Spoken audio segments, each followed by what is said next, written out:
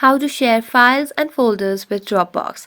Hello everyone, welcome to this channel. I'm here to help you out today, so without any delay, let's get started. So first of all, make sure you have stable Wi-Fi connection on your device. Then tap on the Dropbox application on your device and make sure you have logged into your account. So as you're logged into your Dropbox application, what you can simply do is you can see different options at the bottom of the screen, from home, files, photos to account. Now if you want to share your files or the folder, simply tap on the file section and here you can see all the files and folders. Now to share this file, simply tap on the three dotted lines beside that folder and simply tap on the share option. As you tap on the share option, it will give us different options.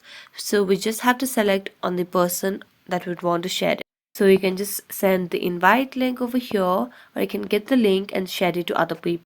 So you can just tap on copy link and share it to whoever you would want to send it. So that's it. Thank you so much for watching this video. See you next time.